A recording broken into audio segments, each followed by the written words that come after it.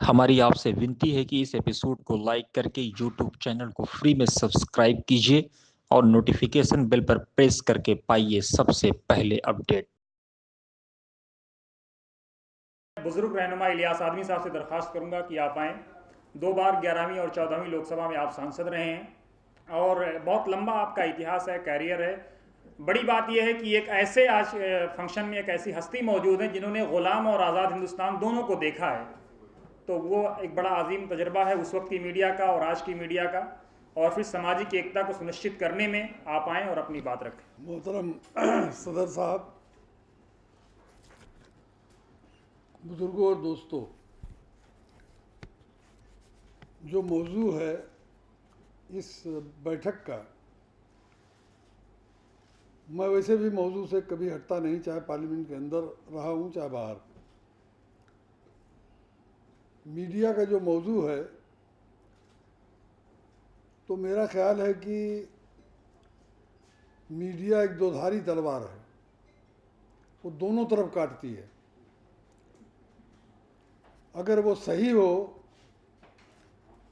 तो पूरा समाज और पूरी सोसाइटी के सही होने में बहुत ज़्यादा वक्त नहीं लगता,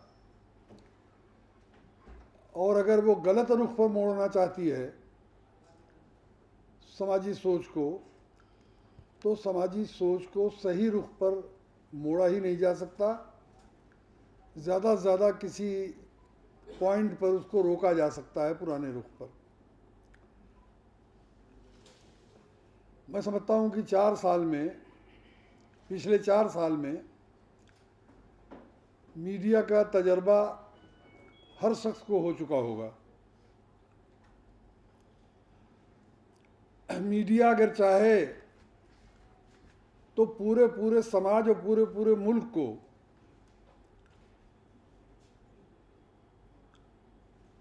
सच्चाई जानने ही न दे,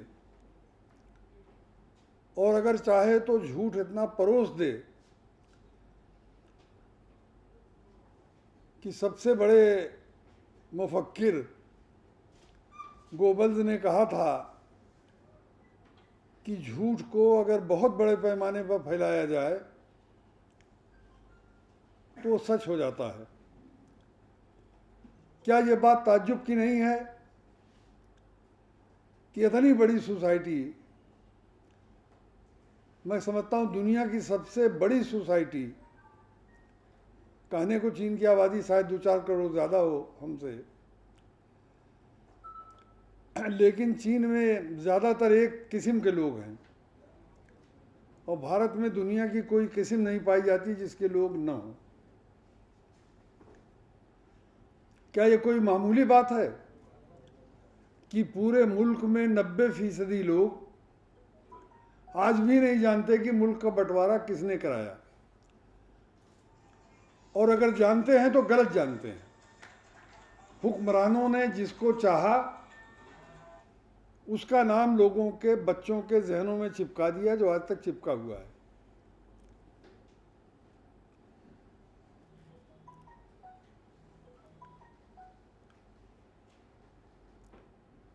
डॉक्टर अंबेडकर की हैसियत आज ओबीसी की भी और दलित के नज़दीक, और ख़ास तौर से दलित के नज़दीक लगभग वही हो चुकी है जो मुसलमानों के नज़दीक हुजूर सल्लल्लाहु अलैहि वसल्लम की है। लेकिन मैं पूरे दावे के साथ कह सकता हूँ कि 10% दलित भी नहीं जानता कि डॉक्टर अंबेडकर कॉन्स्टिट्यूट असेंबली में पहुँचे कैसे। अभी 5-6 दिन पहले की बात है, यूपी के वज़ीर स्वामी प्रसाद मौर्य, जो जनता दल के ज़माने से और बीएसपी में मेरे साथी रहे हैं, उनका एक बयान आया। मैंने उनको फ़ोन किया तो उन्होंने कहा कि मैं दफ्तर पहुंच रहा हूं मंत्री के, तो आपके यहाँ से दफ्तर ज़्यादा नज़दीक है मेरे घर के बजाय, तो मैं दफ्तर पहुंच गया। वो पहुंचे नहीं थे। अंदर एक सीनियर दलित नेता बैठे थे, उन्होंने अलीगढ़ का मामला छेड़ दिया। तो मैंने उनसे पूछा कि अच्छा ये बताइए कि अगर डॉक्टर अंबेडकर कॉन्स्टिट्यूट असेंबली में न पहुंचे होते तो क्या आप आज एक कैबिनेट मिनिस्टर के दफ्तर में बैठ के आप मुझसे बात कर रहे होते? तो उन्होंने कहा कि मिनिस्टर के दफ्तर में पहुंचना तो दरकिनार है, बगल वाली सड़क से भी गुजरने में शायद मुझको दिक्कत होती। तो मैंने कहा कि वो पहुंचे कैसे? सन 1946 का इलेक्शन तो लड़े नहीं थे, इसलिए कि वो मिनिस्टर थे केंद्र सरकार में, नॉमिनेटेड मिनिस्टर थे वायसराय के। कहा ये तो मुझको मालूम है कि वो चुनाव नहीं लड़े थे। तो मैंने कहा कि कॉन्स्टिट्यूट असेंबली में पहुंचे कैसे? तो उनको कुछ भी नहीं मालूम था। जब मैंने उनको बताया कि फरवरी 1946 में चुनाव हुए, बंगाल में मुस्लिम लीग की अक्सरियत की सरकार बनी, हुसैन शहीद सहरवर्दी वहाँ के प्रधानमंत्री उस वक्त कहे जाते थे, प्रधानमंत्री बने, और दिल्ली में कांग्रेस और मुस्लिम लीग और अंग्रेज में समझौता हो गया कि बंटवारा नहीं होगा। सबकी राय से एक ऐसा तरीका तय हो गया जिसमें अक़लियत को यह अंदेशा न रहे कि जमहूरी निज़ाम में अक्सरियत उसको दबा लेगी। तो समझौता हो गया कैबिनेट मिशन प्लान पर। दिल्ली में भी सरकार बन गई। राज्यसभा का जब गठन होने लगा तो राज्यसभा का गठन उसी तरह होता था जिस तरह आज होता है, सूबाई असेंबलियों से।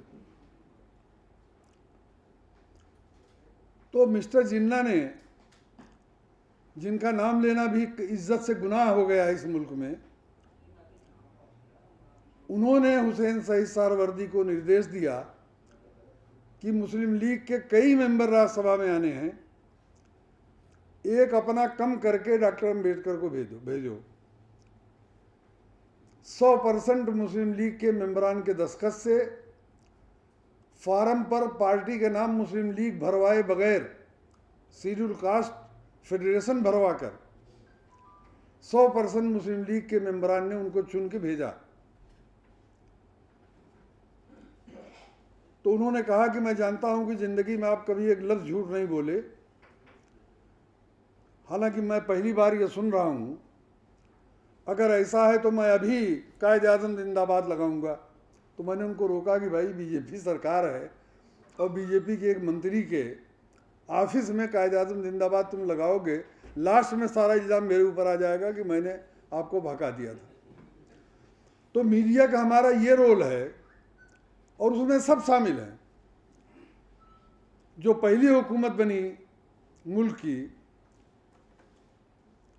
वो उसने कोशिश शुरू की आगे को देखकर कि किसी को ये मालूम न होने पाए कि डॉक्टर अम्बेडकर कॉन्स्टिट्यूट असेंबली में कैसे पहुंचे। राज्यसभा और लोकसभा का हर मेंबर कॉन्स्टिट्यूट असेंबली का मेंबर था, अलग से कोई चुनाव नहीं हुआ था। और हर राज्य से विधानसभाओं से, जैसे यूपी से 8 थे मैं जानता हूँ, उसी हिसाब से बंगाल, पंजाब सब में कुछ मुकर्रर था, वो मुझको नहीं मालूम है कि कुछ निश्चित तादाद में मेंबरान असेंबली को ऑप्ट करके आए थे।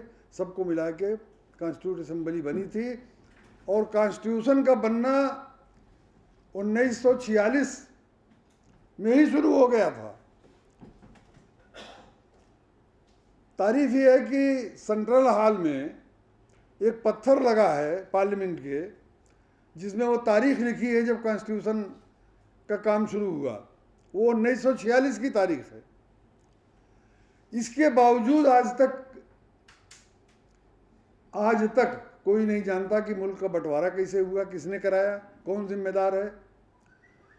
और दलित तक नहीं जानता कि डॉक्टर अम्बेडकर को, और उसकी वजह मैं बताऊंगा, मैं जानता हूं, लेकिन अगर बताने लगूंगा तो शायद वक्त ज़्यादा हो जाए। मुल्क नहीं जानता। ये मीडिया की नालायकी है या लायकी है, इसका फैसला आप खुद करें।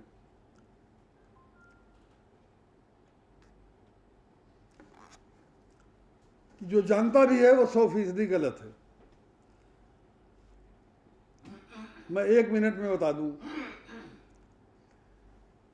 फरवरी सन 46 में लोकसभा का चुनाव और विधानसभाओं का चुनाव हुआ। लोकसभा का जनवरी ही में हो गया था, विधानसभाओं का, और मैं 12 साल की उम्र में एक वर्कर की हैसियत से उसमें हिस्सा लिया, इसलिए कि कुछ लोग पैदाइशी तौर पर पॉलिटिकल होते हैं।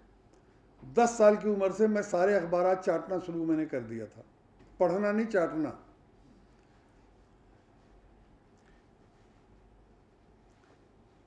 तीस सीटें लोकसभा की मुसलमानों की थीं और 55 सीटें हिंदुओं की थीं। 30 की 30 सीटें मुस्लिम लीग ने जीत ली और 55 की 55 सीटें हिंदुओं ने जीत ली, कांग्रेस ने जीत ली। मुल्क के अवाम ने ही यह तय कर दिया कि कांग्रेस हिंदुओं की वाहिद नुमाइंदा जमात है, एकमात्र प्रतिनिधि है। उसी तरह मुसलमानों ने यह साबित कर दिया कि मुस्लिम लीग उनकी एकमात्र प्रतिनिधि है। सूबाई असम्बली के इलेक्शन भी हो गए, सरकारें भी बन गईं। 98% मुस्लिम आबादी वाले सूबा सरहद में लोकसभा की सीट तो लीग ने जीती थी, लेकिन विधानसभा में खान अब्दुल गफ्फार खां के खुदाई खिदमतगारों की अक्सरियत हो गई। 51% मुस्लिम आबादी वाले यूनाइटेड आसाम में कांग्रेस की हुकूमत बनी, चाहे 1 या 2 के मेजॉरिटी से। बाकी पंजाब में कुछ दिन के लिए साजिश से खिज़िर हयात की हुकूमत बनी थी, लेकिन वो गिर गई। फिर मुस्लिम लीग की हुकूमत बनी पंजाब, सिंध और बंगाल में। अंग्रेज पर हम चाहे जितने इल्ज़ाम लगाते चले जाएं, अंग्रेज के खिलाफ तो दलित और बैकवर्ड भी बोलता है। और मैं कहता हूं कि अगर अंग्रेज ना होता तो शायद आज के जमहूरी निज़ाम में भी दलित और बैकवर्ड वहीं होते जहां से चले थे। लेकिन अंग्रेज को गाली दलित और बैकवर्ड भी देता है, हम भी देते हैं। मुसलमान इसलिए देता है ज़्यादा कि अंग्रेज ने उसी से छीना था। लेकिन अंग्रेज बिल्कुल बंटवारा नहीं चाहता था। अंग्रेज ने अपनी कैबिनेट का एक मिशन भेजा। पूरी तारीख में कभी इतने अंग्रेज मिनिस्टर बरतानिया से भारत नहीं आए थे, एक साथ आए, महीना से ज़्यादा दिल्ली में रुके।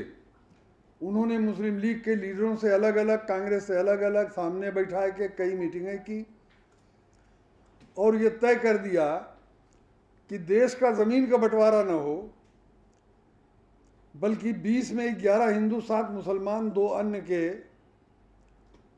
आधार पर सारी चीज़ें, सारी नौकरियां, सारे लाइसेंस, सारे वो सब बंटते रहें। इसको खट से मान लिया मुस्लिम लीग ने और कांग्रेस ने।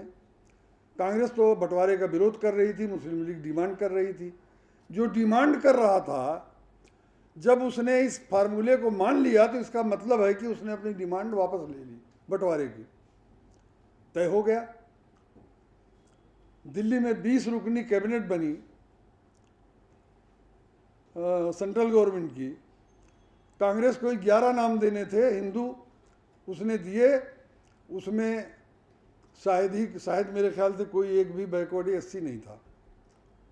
डॉक्टर अंबेडकर ने उस पर एतराज़ किया कि हिस्सा तो पूरी हिंदू आबादी का मिला है और नुमाइंदगी में 75% है ही नहीं। दूसरे दिन मुस्लिम लीग ने 7 मेंबर देने थे मुसलमान, 7 की जगह 6 दिया और एक जोगिंद्रनाथ मंडल जो शुरू से मुस्लिम लीग के साथी थे बंगाल में, एक उनको कैबिनेट में लिया।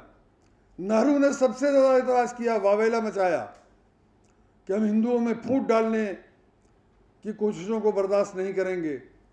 लेकिन जिन्हों ने यही कहा कि हम फूट कहाँ डाल रहे हैं, हम तो अपना कम करके, हमको तो अख्तियार है कि हम सातों सीटें मुसलमान किसी और को दे दें।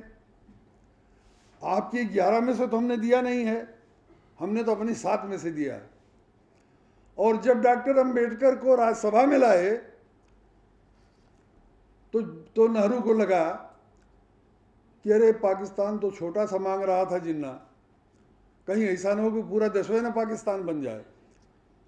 और उसके बाद से ही नेहरू ने कन्वेंसिंग शुरू कर दी कि ये साझा चलने वाला नहीं है, बंटवारा होना चाहिए।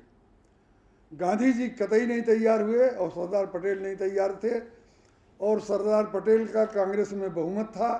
उनकी मर्जी के बगैर नेहरू कांग्रेस से भी तजवीज़ नहीं पास करा सकते थे। किसी और ने नहीं, अबुल कलाम आज़ाद ने लिखा है, जिनको फिरोज बख्श साहब माफ़ करेंगे, मैं उनको नेहरू का आदमी मानता था, आज भी मानता हूँ और कल भी मानता रहूँगा। उनको मैं इंडिविजुअल या इंडिपेंडेंट शख्सियत नहीं मानता। उन्होंने अपनी किताब में भी लिखा है। लियाकत अली खां फाइनेंस मिनिस्टर थे, उन्होंने बजट पेश किया। उस बजट में छोटे उद्योग धंधों को बहुत बढ़ावा दिया गया था, टैक्सों की छूट दी गई थी और बड़े उद्योग धंधों पर बोझ लादा गया था। खुद मौलाना अबुल कलाम आज़ाद ने लिखा है इंडिया मीन्स फ्रीडम में कि मुस्लिम लीग ने कभी गरीब अमीर की बात नहीं की, वो सिर्फ हिंदू मुसलमान की बात करती थी। लेकिन लियाकत अली का बजट तो कांग्रेस की पॉलिसियों का आईनादार था, लेकिन नेहरू इतना उत्तेजित हुए, अपने को सोशलिस्ट कहने वाला बेशर्मी के साथ आदमी इतना उत्तेजित हुआ कि उसने कहा कि लियाकत अली हिंदू पूंजीपतियों को भिखारी बनाने पर तुल गए। बजट जब आज भी पेश होता है तो हर डिमांड, हर विभाग से डिमांड जाती है। होम मिनिस्ट्री की डिमांड, उसमें कटौती करके वो एडजस्ट करता है फाइनेंस मिनिस्टर। होम मिनिस्ट्री की डिमांड में कमी से सरदार पटेल थोड़ा नाराज़ हुए। उनकी नाराज़गी को जैसे पता लगा नेहरू को, रात को उसके घर गए सरदार पटेल के और कहा कि मैं तो महीनों से कह रहा हूँ कि ये साझा चलने वाला नहीं है, लेकिन तुम्हारी समझ में नहीं आ रहा है। किसी तरह से नेहरू ने राज़ी कर लिया सरदार पटेल को। सरदार पटेल को राज़ी करते ही नेहरू ने कांग्रेस वर्किंग कमेटी की मीटिंग बुलाई। गांधी जी को अंदाज़ा था, वो नवाखाली से प्रेस कॉन्फ्रेंस करके ट्रेन में बैठे। कौन से सन की बात है? इस सन बता दीजिए। 46 कौन 47 की बात है, ये आप जो बता रहा हूँ। वहाँ से बयान दे के चले कि बंटवारा मेरी लाश पर हो सकता है। जानते थे कि नेहरू बांटेगा, लेकिन नेहरू ने उनकी ट्रेन के दिल्ली पहुँचने का इंतजार नहीं किया। 27 मई 1947 को कांग्रेस वर्किंग कमेटी की मीटिंग में बाकायदा तजवीज़ पास करके, उस तरह नहीं जिस तरह मुस्लिम लीग की बंटवारे की डिमांड थी सूबों की बुनियाद पर, बल्कि जहां से मुसलमानों की बहुत बड़ी आबादी शुरू होती है पश्चिम और पूरब में, वहां से नक्शे पर लकीर लगा के बंटवारे की तजवीज़ पास हुई। माउंटबेटन लॉर्ड बेवल की जगह पर आ गया था। उसका काम सिर्फ इंतकाल अख्तियारात, सत्ता के हस्तांतरण का काम उसके ज़िम्मे था। माउंटबेटन कि जोरू से नेहरू के जो ताल्लुकात थे आप सब जानते हैं, हम उसको कहने की ज़रूरत नहीं।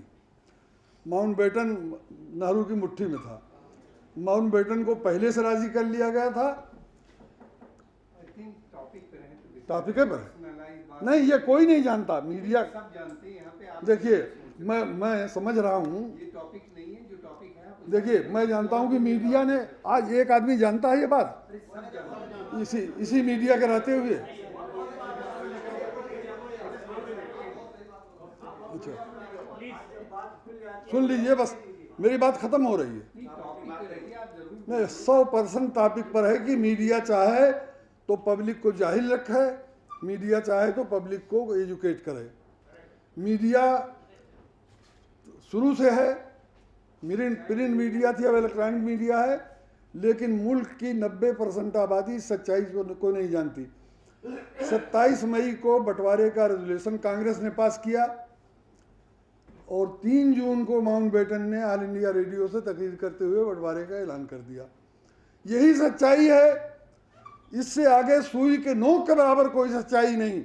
जो इसको झूठ गढ़ता है, जो इस सच्चाई में झूठ को मिलाता है, वो इस मुल्क का गद्दार है, समाज का गद्दार है, यहाँ की सोच का गद्दार है। चाहे वो मीडिया में हो और चाहे वो सियासत में हो, चाहे वो एक आम नागरिक हो। यही एक सच्चाई है जिससे मीडिया ने बिल्कुल बेखबर रखा। और सही सच्चाई क्या है, हमारे साथी अभी बोल रहे थे, सही सच्चाई यह है कि हम आज भी मनु और जवाहरलाल नेहरू, उसका चेला जो था, उसके दौर में जी रहे हैं। इस पर मैं बात करता, लेकिन चूंकि सदर ने खुद टोका है इसलिए मैं उसको ख़त्म करता हूँ।